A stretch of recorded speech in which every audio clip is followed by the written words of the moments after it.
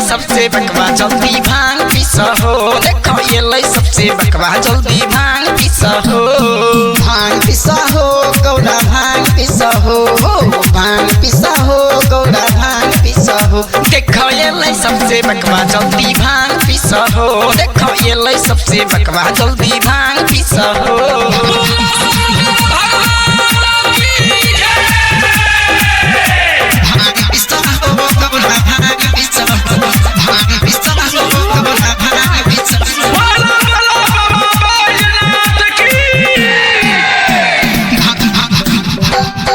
गजा बनाबो हो नंदी गजा बनाबो हो।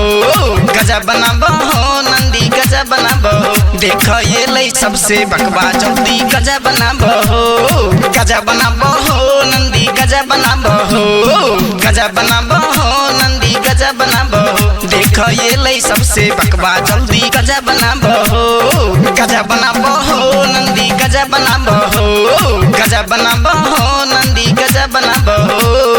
जल्दी गजा बनाबो हो। जल्दी गजा बनाबो हो।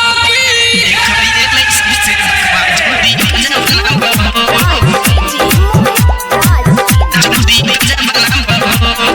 जल्दी गजा बनाबो हो। देखो ये ले सबसे बकवा जल्दी गजा बनाबो हो।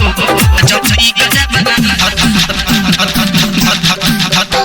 धथुरलिया बहो गौड़ा धथुरलिया बहो। धथुरलिया बहो गौड़ा धथुरलिया बहो। देखो ये ले सबसे बकवा जल्दी धथुरलिया बहो।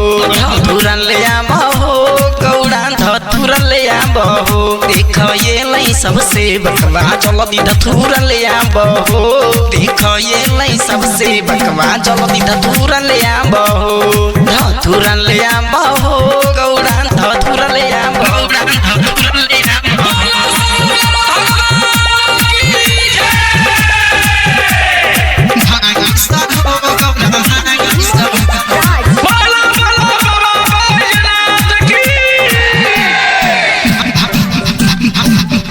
भांग पिसा हो गौड़ा भांग पिसा हो। भांग पिसा हो गौड़ा भांग पिसा हो। देखो ये ले सबसे बकवा जल्दी भांग पिसा हो। देखो ये ले सबसे बकवा जल्दी भांग पिसा हो। भांग पिसा हो गौड़ा भांग पिसा हो। भांग पिसा हो गौड़ा भांग पिसा हो। देखो ये ले सबसे बकवा जल्दी भांग पिसा हो। देखो ये ले सबसे बकवा जल्दी भांग पिसा हो। भांग पिसा हो गौड़ा भांग पिसा हो। भांग पिसा हो गौड़ा भांग पिसा हो। देखो ये ले सबसे बकवा जल्दी भांग पिसा हो। देखो ये ले सबसे बकवा जल्दी भांग पिसा हो।